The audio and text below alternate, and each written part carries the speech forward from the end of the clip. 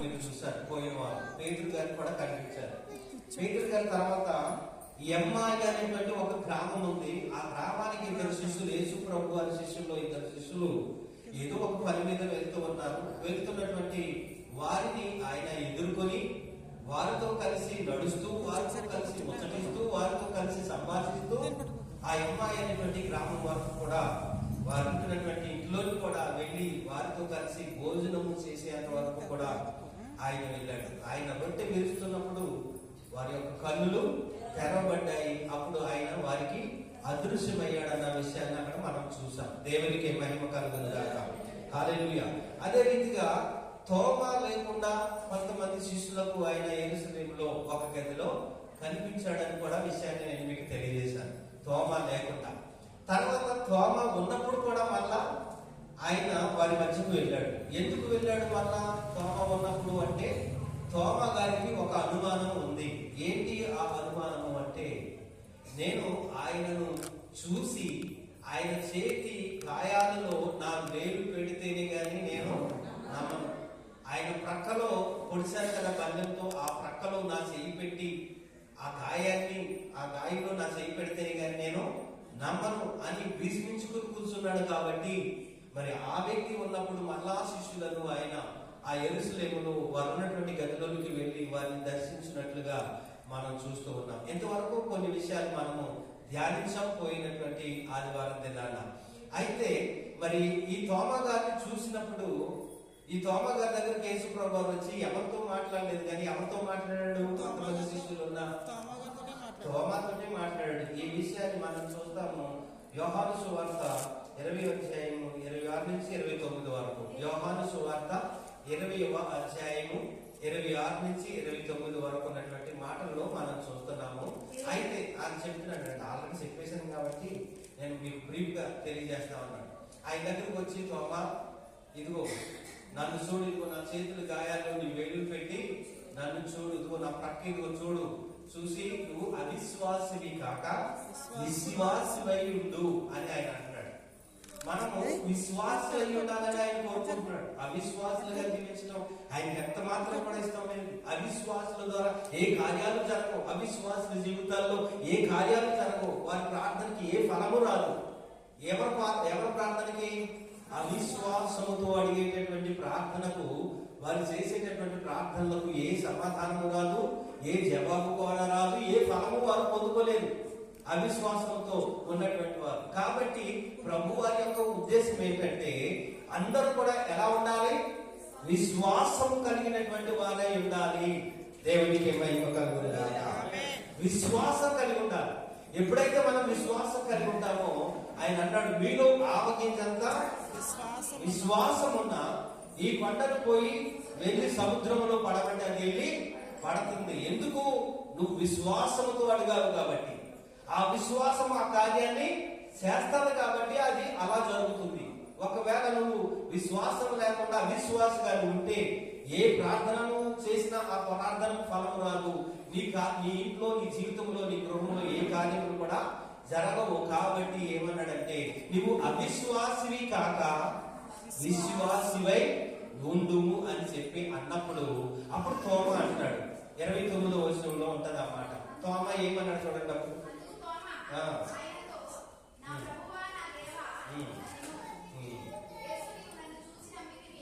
యేసు ప్రభు అని అంటున్నాడు, తోమా నువ్వు నన్ను చూసి నమ్మావు, చూడక నమ్మిన వారు ధన్యులని అతనితో చెప్పారు. దేవునికి మహిమ కలుగునుగాక. హల్లెలూయా. ఇప్పుడు ఇక్కడ కూర్చున్న మీరందరూ కూడా ఏమైందనో తెలుసా? చెప్పండి, ఏమై ఉన్నారు? ధన్యులై ఉన్నారు. ఎందుకు మీరు ధన్యులై ఉన్నారు అంటే, మీరు చూడలేదు యేసు ప్రభు వారిని. యేసు ప్రభు వారు బతుకున్నప్పుడు తోమా ఆయనతో ఉంటే ఆయన చూశాడు. తిరిగి చనిపోయినప్పుడు ఆయనకి తెలుసు, లేచినప్పుడు తెలుసు, లేచిన తర్వాత ఎన్ని దినాలు ఉన్నాడో తెలుసు. ఉండి ఆయనతో ఉన్నటువంటి ఆయన రూములోనికి వచ్చినప్పుడు ఆయన చేతుల్లో గాయాలు, ప్రక్కలో గాయాలు కూడా చూశాడు. ఎవరో? తోమా. అందుకు అంటున్నాడు యేసయ్య, నువ్వు అంతా చూసావు కదా, ఇవన్నీ చేసావు కదా, నీకన్నా ఎవరు గొప్పవారో చెప్పనా? చూడక నమ్మినవారు. నువ్వు చూసి నమ్ముతున్నావు నన్ను, నువ్వు నన్ను చూసి నమ్ముతున్నావు. ఎందుకంటే నువ్వు అన్నావు, ఇతర శిష్యులు నీతో చెప్పినప్పుడు నువ్వేమన్నా నా ప్రభు కనిపించాడు, నాకు కూడా కనబడితే ఎంత బాగుండేది, నేను కూడా నా ప్రభు చూస్తే ఎంత బాగుండేది, ఆ ప్రభుని దర్శిస్తే ఎంత బాగుండేది, ఆయన స్వరం వింటే ఎంత బాగుండేది అని నువ్వు తలంపించలేదు. కానీ ఏమని చెప్పావు సమాధానం వారికి? నేను ఆయన చేతుల్లోనూ కాళ్ళల్లోనూ రక్కలోనూ గాయాల్లో వేలు పెడితేనే గాని నమ్మనన్నావు చూడు. అది గొప్ప అల్ప విశ్వాసం, అవిశ్వాసం. అది నువ్వు ఆ విధంగా ఉన్నావు కాబట్టి ఇప్పుడు నేను నీకు ప్రత్యక్షపరచబడవలసి వచ్చింది. ఇప్పుడు నువ్వు నన్ను చూస్తున్నావు, నా గాయాలు చూస్తున్నావు, నా ప్రక్కలో ఉన్న గాయాలను చూస్తున్నావు, చూసి నువ్వు నమ్ముతున్నావు. కానీ తోమా, నీకు ఒక విషయం చెప్తున్నాను ఏంటంటే, నువ్వు చూసి నమ్ముతున్నావు కదా, ఒక కాలం రాబోతుంది వారెవరూ నన్ను చూడరు, కానీ నా ప్రవక్తలు మీరు చెప్పినటువంటి మాటలు వారు విని నమ్మి విశ్వసించి వారు నన్ను తెలుసుకుంటారు. మీకంటే కూడా, మరి ముఖ్యంగా తోమతో అంటాడు, నీకంటే కూడా, చూసి నమ్మిన మీకంటే కూడా చూడక నమ్మినటువంటి వారే ధన్యులు. దేవునికి మహిమ కలుగుతారు. నిజంగా మనం అందరం ధన్యులు, ఎందుకంటే మనం చూడలేదు కాబట్టి ధన్యులు. ఆ విషయాన్ని పేతురు గారు అంటారు చూడండి. మొదటి పేతురు గారు రాసిన మొదటి పత్రిక 1వ అధ్యాయం 8వ వచనం అంటారు చూడండి. పేతురు గారు, మీరు ఆయనను చూడకపోయినను ఆయనను మీరు ప్రేమించుతూ ఉన్నారు. ఇప్పుడు ఆయనను కన్నులారా చూడకయే విశ్వసించుచు మీ విశ్వాసమునకు ఫలమును అనగా ఆత్మరక్షణను పొందుచున్నారు. చెప్పనసఖ్యము కాని మహిమాయుక్తమైన మీ సంతోషం కలవారై ఆనందించుచూ ఉన్నారు. దేవునికి మహిమ కలుగును గాక. హల్లెలూయా. మనం ఏం పొందామంట? చూడకపోయినా కూడా, మనం ఆయన చూడకపోయినా కూడా మనం గొప్ప ఆత్మరక్షణ మనం పొందాం. విశ్వాసం ద్వారా, నమ్మిక ద్వారా, ఆయన వెంబడించడం ద్వారా మనకేం కలుగుతుంది? ఆత్మ రక్షణ కలుగుతుంది. అంత మాత్రమే కాదు, చెప్పనసఖ్యము కానీ సంతోషయుక్తమైనటువంటి ఆనందాన్ని మీరు కలిగి ఉన్నారు. దేవునికి మహిమ కలుగును గాక. హల్లెలూయా.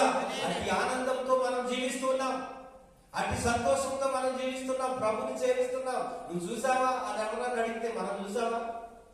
యేసయ్యను మనం చూసావా? చూడలేదు. కానీ వారు చెప్పినటువంటి చూసిన వారు, అదే అంటాడు ఈ అపోస్తలుడు అయినటువంటి యోహాను గారు. ఏమంటాడంటే, మేము కన్న వాటిని, విన్న వాటిని, చూసిన వాటిని, కళ్ళార చేతులారా తడివి అనుభవించినటువంటి వాటిని మేము మీకు తెలియజేసి ఉన్నాము. దేవునికి మహిమ కలుగును గాక. వారు తెలియజేసినటువంటి ఆ అపోస్తలుల బోధ మనం నమ్మాము, విశ్వసించాము. కాబట్టి మనం ఈ లోకంలో ఉన్నటువంటి వారందరికంటే కూడా సంఘంలో చేర్చబడిన వారు, ప్రభుని నమ్మిన వారు, ప్రభుని విశ్వసించినటువంటి వారు ఏమై ఉన్నారంట?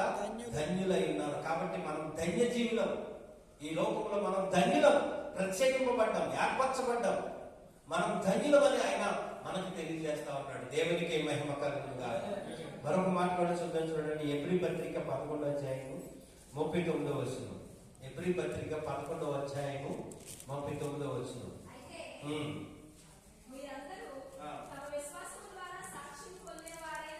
మీరందరూ తమ విశ్వాసం ద్వారా సాక్ష్యము పొందినటువంటి వారైనను మనము లేకుండా సంపూర్ణులు కాకుండా నిమిత్తము దేవుడు మన కొరకు మరీ శ్రేష్టమైన దానిని ముందుగా సిద్ధపరిచెను. దేవునికి మహిమ కలుగును గాక.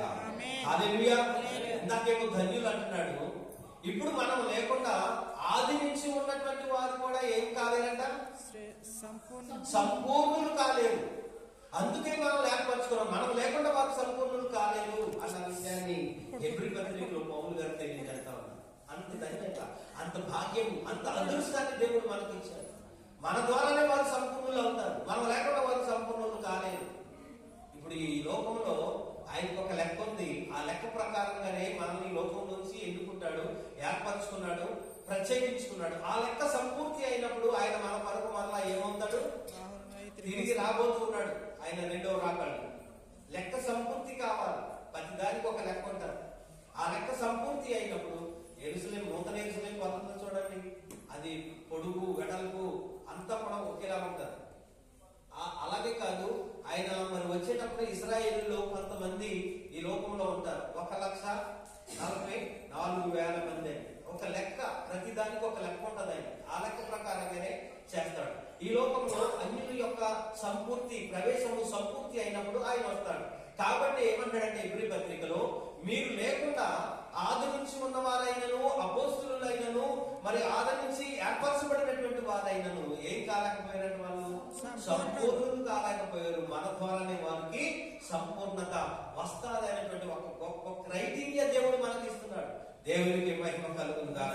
హల్లెలూయా. మరొక మాట పడుతుందని చూడండి. యోహాను 4:48. యోహాను 4:48లో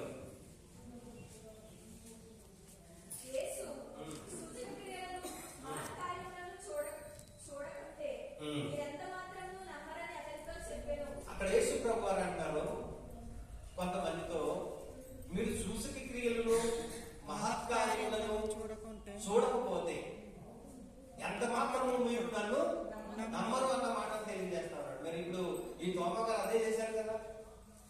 ఏం చేశారు? మరి వచ్చాడు, మేము చూసామని మిగిలిన తీసిన శిష్యులు చెప్పినప్పుడు వినకోకుండా ఏం చేశాడంటే, నేను చూస్తేనే కానీ నమ్మను, నేను ఆయన చేతుల్లో వేలు పెడితేనే కానీ నేను నమ్మను. ఈ దినాల్లో కూడా అనేక మంది ఈ సూచక క్రియల వెంట అద్భుత కార్యాల వెంట వెళ్తూ ఉన్నారు. కానీ వారికన్నా ఎవరు ధన్యులు తెలుసా? వాక్యాన్ని విని ఆ వాక్యాన్ని విశ్వసించి ఆ వాక్యాన్ని హృదయంలో భద్రపరుచుకొని వాక్య ప్రకారంగా జీవించు వారే ధన్యులు అని దేవుని వాక్యం మనకు తెలియజేస్తా ఉంది. దేవునికి మహిమ కలుగును గాక.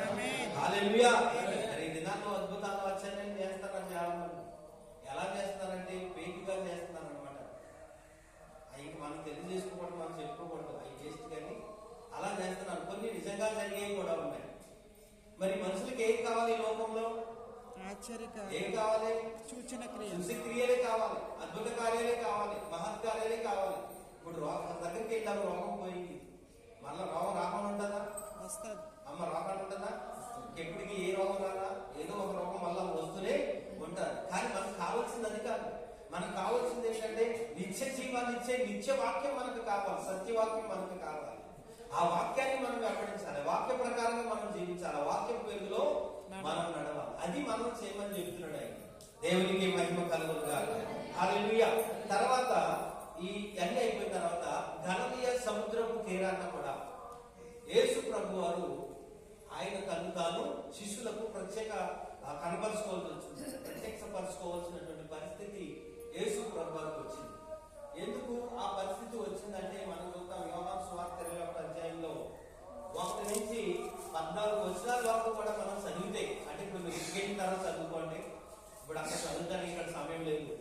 యోహాను సువార్త 21వ అధ్యాయం 1 నుంచి 14 వచనాల్లో ఉన్నటువంటి లేఖన భాగాన్ని మీరు ఇంటికి వెళ్ళి చదవండి. అయితే అందులో మొదటి వచనాన్ని మీరు చదవండి ఒకసారి. మొదటి వచనాన్ని, అటు తర్వాత యేసు తిబేరియా సముద్ర తీరమున శిష్యులకు మరలా తన్ను ప్రత్యక్షపరచుకొనెను.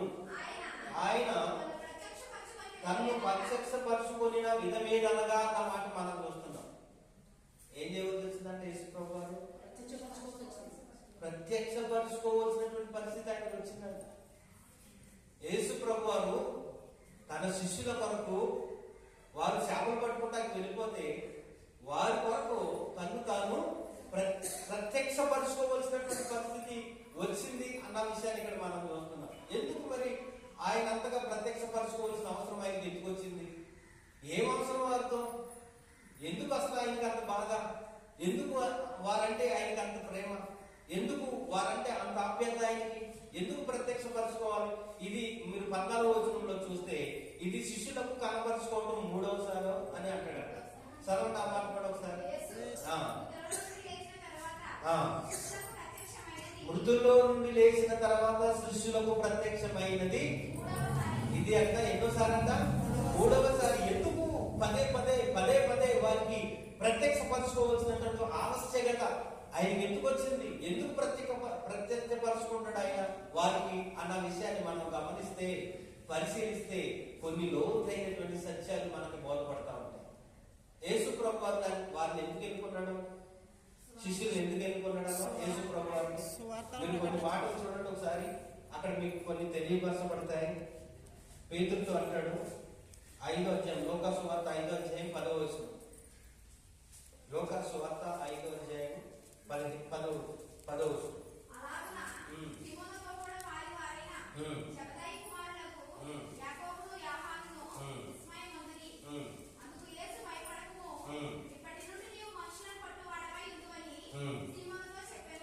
ఏం పట్టువారు వెళ్ళాలంటే అంతకు ముందు ఏం పడుతున్నారు అలా చేపలు పడుతున్నారు.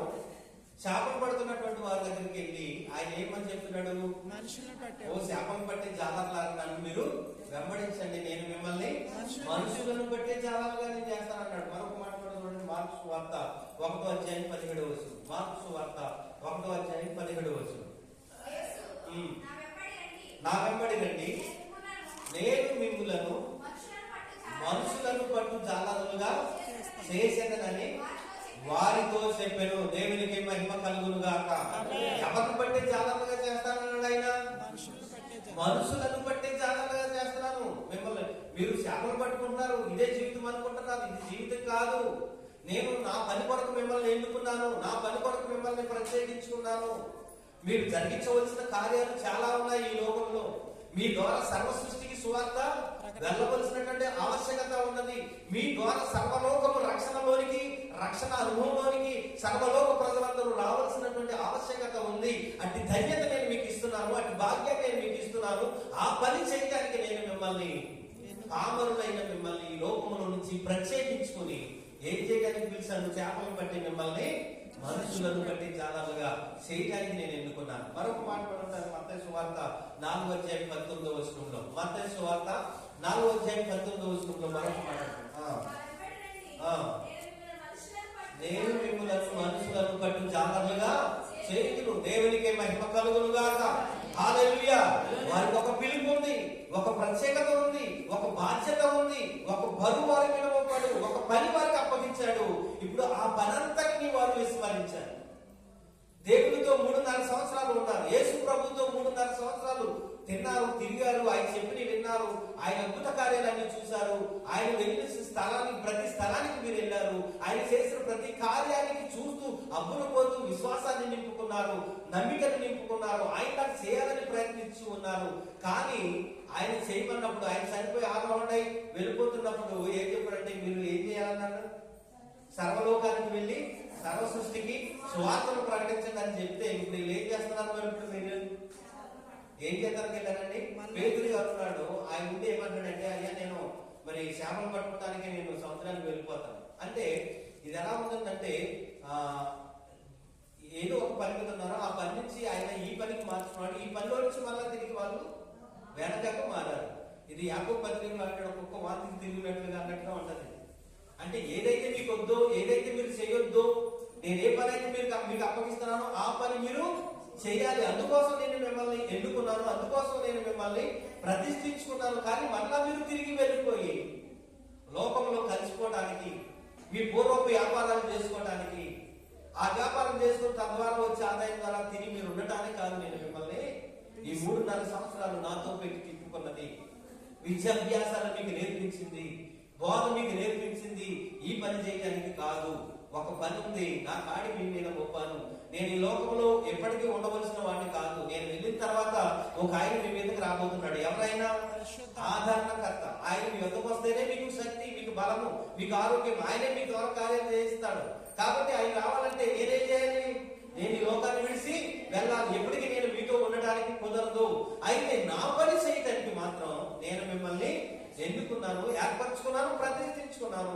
ఆ పని మీరు చేయాలని చెప్పేసి పదే 3.5 సంవత్సరాలు యేసు ప్రభు వారు వారికి బోధిస్తే, నేర్పితే వినకుండా మళ్ళా పేతురు గారు ఏం చేశాడు? వారిని నేను వెళ్ళేది కాకుండా నేను వేటకు వెళ్ళిపోతున్నాను, చేపలు పట్టుకోవడానికి వెళ్ళిపోతున్నాను, నాతో పాటు మీరు కూడా ఎక్కడ రావాలి? ఎవరు వస్తారో చెప్పండి చేపలు పట్టుకోవడానికి ఆయన అన్నప్పుడు ఆ మిగిలిన వారు కూడా ఏమైపోయారు? మేము కూడా చేపల్ని పట్టుకోవడానికి వచ్చేస్తామని చెప్పారు. మరి ఊరుకుంటాడు ఆయన? ఎన్నుకున్న ఆయన, ఏర్పరచుకున్న ఆయన ఊరుకుంటాడా? నిన్ను నన్ను ఆయన ఎన్నుకున్నాడు, నిన్ను నన్ను ఆయన ప్రతిష్ఠించుకున్నాడు, నిన్ను నన్ను ఆయన ప్రత్యేకించుకున్నాడు, విలువ పెట్టి కొన్నాడు మనల్ని. ఏంటి ఆ విలువ? ఆయన రక్తము విలువ. ఆయన ప్రాణం పెట్టి మనల్ని పొందుకున్నాడు. మరి నువ్వు నేను తప్పిపోతే ఆయన సహించగలడా? ఓర్చుకోగలడా? తాళగలడా? ఆ ప్రేమ మనలో ఉంది. ఆ ప్రేమ మన పైన ఉంది. కాబట్టి మనం తప్పిపోయినా జారిపోతున్నా, పడిపోతున్నా ఆయన చూడలేడు కాబట్టి, సహించలేడు కాబట్టి మనం ఎక్కడ ఉన్నా అక్కడికి ఆయన మనల్ని వెతుక్కుంటూ వస్తాడు. ఏ స్థితిలో ఉన్నా ఆ స్థితికి నీ దగ్గరకు వస్తాడు. నీ దగ్గరకు వచ్చి నీతో మాట్లాడతాడు, నిన్ను దర్శిస్తాడు, నీ అవసరాన్ని తీరుస్తాడు, నిన్ను బలపరుస్తాడు. నీకు ఇచ్చినటువంటి పని భారాన్ని మళ్ళా నీకు అప్పగించి నిన్ను ప్రోత్సాహపరిచి, నిన్ను బలపరిచి, నిన్ను మళ్ళా తన పనిలో కొనసాగించి చేయడానికి నీ దగ్గరికి వస్తాడన్న విషయాన్ని ఈ సంఘటన ద్వారా మనకు గుర్తు చేస్తా ఉన్నాడు యేసయ్య. ఏ విధంగా అంటే ఒకసారి అంటాడు యేసు ప్రభు వారు కొన్ని విషయాలు వారికి చెప్తా ఉంటుంటే, ఒక ఆయన అంటాడు ఇస్కరియోతు యోధా కానటువంటి సీమోను మరొకడు ఉంటాడు. ఇస్కరియోతు యోధా కానటువంటి యోధా మరొకడు ఉంటాడు యేసు ప్రభు దగ్గర. ఆ యోధా అంటాడు, ప్రభువా నీవు మాకు మాత్రమే ప్రత్యక్షపరచుకోవడానికి ఏం సంభవించింది నీకు అని అడుగుతాడు. ప్రశ్న అడుగుతాడు, నీకేం సంభవించింది? నువ్వు మాకు మాత్రమే ప్రత్యక్షపరచుకోవాల్సినటువంటి అవసరం నీకు అవసరమైంది నీకు అని అడుగుతాడు. ఒకసారి చూడండి ఆ మాట ఎక్కడ ఉందంటే యోహాను సువార్త 14:22. యోహాను సువార్త 14:22. ఇస్కరియోతు కాని యూదా, ప్రభువా నీవు ఈ లోకమునకు కాక, ఏమంటాడో తెలుసా, నీవు ఈ లోకమునకు కాక మాకు మాత్రమే నిన్ను నీవు కనపరుచుకొనుటకై నీకు ఏమి సంభవించింది? ఏం మాట్లాడుతున్నాడు చూడండి, ఎంత ఘోరంగా ఉందా మాట. నీకేం సంభవించింది? ఈ లోకానికి కాక మాకు మాత్రమే నిన్ను నీవు ప్రత్యక్షపరచుకోవడానికి, కనపరుచుకోవడానికి నీకేం సంభవించింది అని అడుగుతున్నాడు ఆయన. ఏం సంభవించిందంటే ఆయన చేయవలసినటువంటి పని వీరి మీద ఆయన పెట్టాడు కాబట్టి, అందుకు యోగ్యులుగా వీరిని పెంచాడు కాబట్టి. నిజంగా వీళ్ళు గొప్పవారా? అమ్మ చెప్పండి, వీరు ఏమన్నా గొప్పవారా? విద్యావంతులా? లేకపోతే సమాజంలో పలుకుబడగలిగినటువంటి వారా? గొప్ప హోదాలో ఉన్నటువంటి వారా? మీరు ఎవరన్నా ఈ ఏర్పరచుకున్నటువంటి వీళ్ళు ఎవరు కూడా ఏ హోదా లేదు వీరికి, ఏ ప్రత్యేకత లేదు వీరికి, ఏ గొప్పతనము లేదు వీరికి. ఇంకా అంటాడు కొరింథీ పత్రికలో, లోకంలో నుంచి ఎవరిని వెనుకున్నాడంటే ఆయన జ్ఞానులను సిగ్గుపరచడానికి ఈ లోకంలో నుంచి ఎవరిని వెనుకున్నాడంట? వెర్రివారు. వీరు వెర్రివారే నిజంగా. విద్యాభ్యాసాలు లేనివారు, చదువు సంఖ్యలు లేనివారు వీరందరూ కూడా. కానీ పేతురు చదువుకోలేదు, యాకోబు చదువుకోలేదు, యోహాను కూడా అంత చదువుకోలేదు. చదువుకోకపోయినా ఈ దినాల్లో వారి పేరిట అనేకమైనటువంటి కాలేజీలు ఉన్నాయి, అనేకమైన స్కూళ్ళు ఉన్నాయి, అనేకమైనటువంటి యూనివర్సిటీలు ఉన్నాయి. ఎవరి పేరు మీద? పేతురు పేరు మీద, యోహాను పేరు మీద, యాకోబు పేరు మీద, తర్వాత తోమా పేరు మీద, వీళ్ళ పేరు మీద గొప్ప గొప్ప విద్యాలయాలు ఏర్పరచబడ్డాయి. కానీ వీరు చూస్తే విద్య లేని పాపర్లు, వీరు చదువు సంఖ్య లేని వారు. కానీ ఇది అంత గొప్ప ధన్యత, అంత గొప్ప భాగ్యము, అంత గొప్ప అదృష్టం వీరికి ఎలా వచ్చిందంటే అది ప్రభు వారు వారికి ఇచ్చింది. ఏ యోగ్యత లేనప్పటికీ కూడా, ఏ అర్హత లేనప్పటికీ కూడా అంత భాగ్యము దేవుడు వారికి ఇచ్చాడు. కాబట్టి ఈ దినాన్న ఏ విద్యాలయాలైనా పేతురు విద్య, సెయింట్ థామస్ అంటారు, లేకపోతే సెయింట్ లూథరన్ అంటారు, సెయింట్ జాన్ అంటారు, సెయింట్ జేమ్స్ అంటారు, ఇటువంటి అన్ని కూడా కాలేజీలు, యూనివర్సిటీలు, స్కూళ్ళు అన్ని వీళ్ళ పేరు మీదే ఉన్నాయి ఈ దినాన్న. కానీ వీళ్ళు చూస్తే మాత్రం కామన్ అండి. అసలు స్కూల్ బయటకే వెళ్ళినటువంటి వారు అన్స్కూలింగ్ అంటే అసలు స్కూల్లే చూడలేనటువంటి వారు. ఇటువంటి వారికి ఎంత గొప్ప క్రైటీరియా, ఎంత గొప్ప భాగ్యాన్ని ఆయన ఇవ్వడానికి వీరు ఏర్పరచుకున్నాడు ఈ లోకంలో. దేవునికి మహిమ కలుగునుగా. అసలు ఎందుకు ఏర్పరచుకున్నాడు? వీరితో ఏం పని? కొన్ని విషయాలు మనం చూద్దాం. చూడండి యోహాను సువార్త 14:21.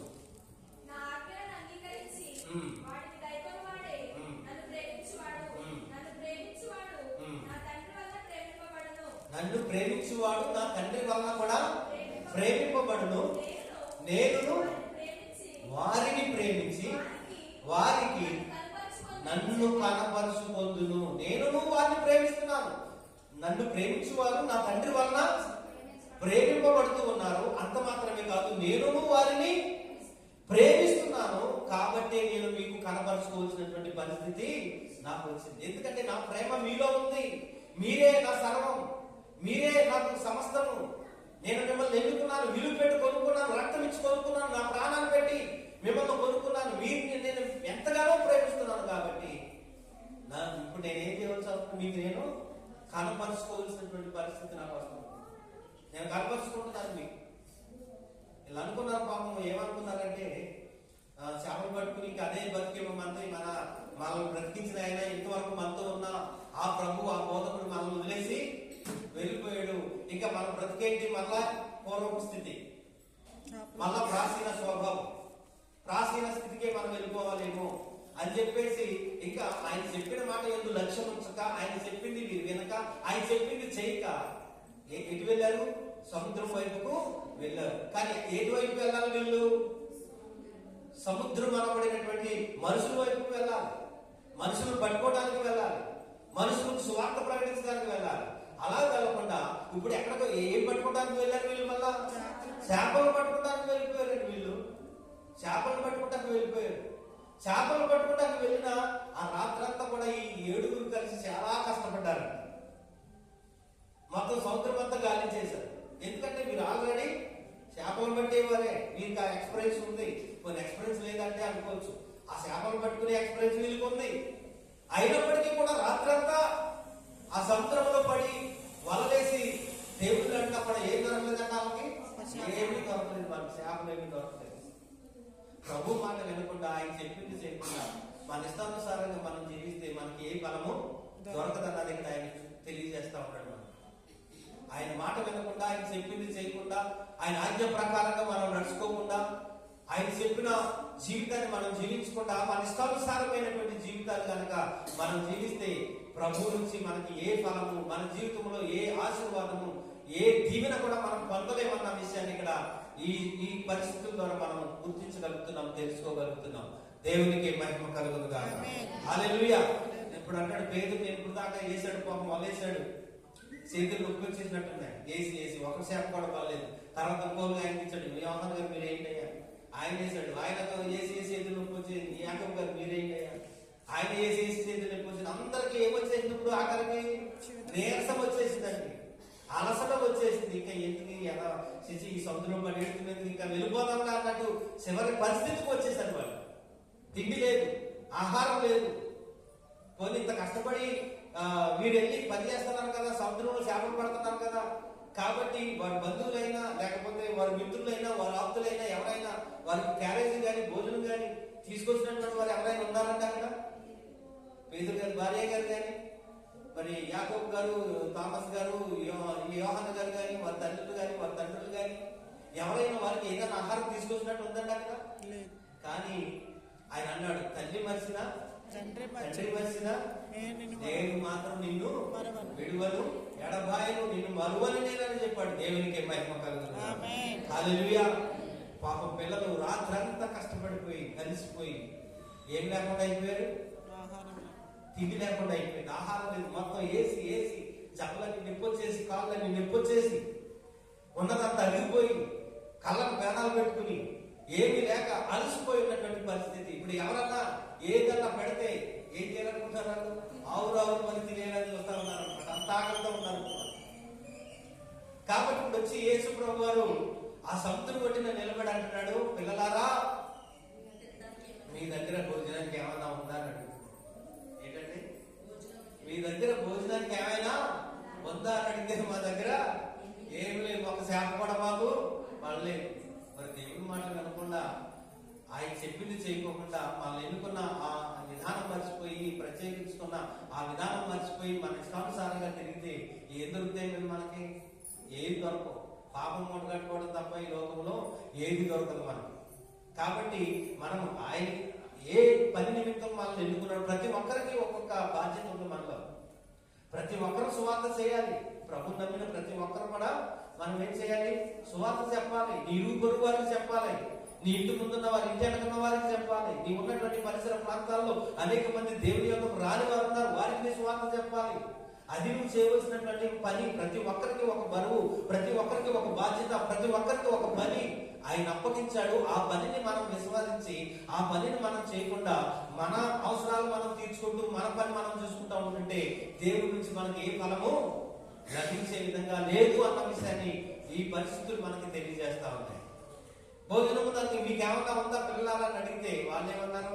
మా దగ్గర ఏమన్నా చెప్పండి, మా దగ్గర ఏమి లేదంటే సర్లే మరి మీ దగ్గర ఏమైనా చేపలు ఉన్నాయని అడిగితే ఒక చేప కూడా లేదన్నారు.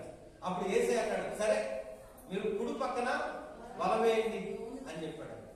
చెప్పినప్పుడు వెంటనే వాళ్ళు ఏం చేశారు, ఈ రాత్రి అంతా మేమేమో ప్రొఫెషనల్స్ అయింది చేపలు పట్టే విషయంలో వలలేసినా మాకేమీ దొరకలేదు. కానీ ఎవడో గొప్ప మీద మాత్రం ఏమంటాడు, కుడి పక్కన ఏంటి అంటున్నాడు, కుడి పక్కన ఏంటి అంటారు అని వాళ్ళు అనుకుంటే కనుక వాళ్ళకి ఏమీ దొరికేది కాదు. వాళ్ళు అలాగా అనుకునేది. ఎందుకు అనుకోలేదు చెప్పండి వాళ్ళు అలాగా?